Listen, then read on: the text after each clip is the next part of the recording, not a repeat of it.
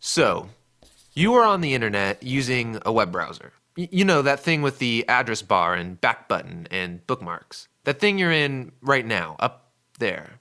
Yeah, that's your web browser. If you're like me, when you're on your computer, you spend something like, I don't know, 90% of your time on the internet in a browser. There's emails, chatting, you're reading news, watching videos, playing games, you're buying things, just to name a few. Which kind of makes the web browser the most important program on your computer. And if you think about it, it hasn't always been this way. You see, web browsers were first designed a long time ago with the old internet in mind. You know, back when it was slow and mainly just words with links that just send you to more words with links, back before all of these innovations. So some guys at Google asked, what if we redesigned the web browser from scratch with an eye towards the new web? You know, maps, video, and web apps that are a lot more dynamic. And so they created Chrome, a web browser that's crazy fast on today's internet. And it's sleek and more secure, but mostly it's really fast. I mean, my biggest question when I boot up my computer is how long till I get on the internet, right? I mean, if there isn't any internet, I might not even use my computer. Did you know that even the fastest computers will still take like 45 seconds to boot up?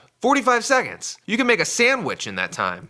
So here's what's going on when your computer's booting up. There's this list of things to do, stuff I'm sure you don't care about, but it cranks through them one at a time. What you probably notice is that your programs begin loading up slowly, and if you're like me, as soon as you see your web browser icon appear, you're like double-clicking it over and over and over. Let's go, buddy, I got some emails to read. Well, all of this stuff is called your operating system. And over time, it gets rusty, and your once fresh computer gets slow. Well, Google was like, wait a second, if your operating system's a hassle and all you're really using it for is to get on your web browser, to get online, then maybe we don't need this anymore. What if when you pressed on, you were on the internet in seconds? What if your browser was your operating system? And so check this out. This means that you don't have to deal with managing programs or nagging updates or lost files or confusing settings or blue screens of doom and there's no nagging updates.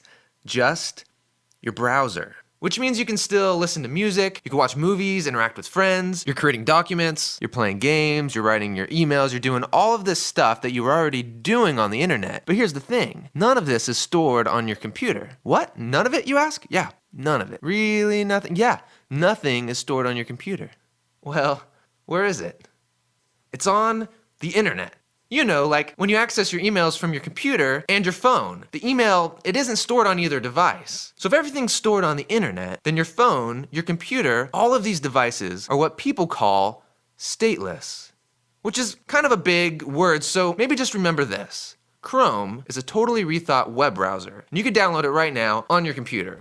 But Chrome OS is a totally rethought computer that lets you stop worrying about your computer so you could focus on the internet. Which is what most of us use our computers for nowadays anyways.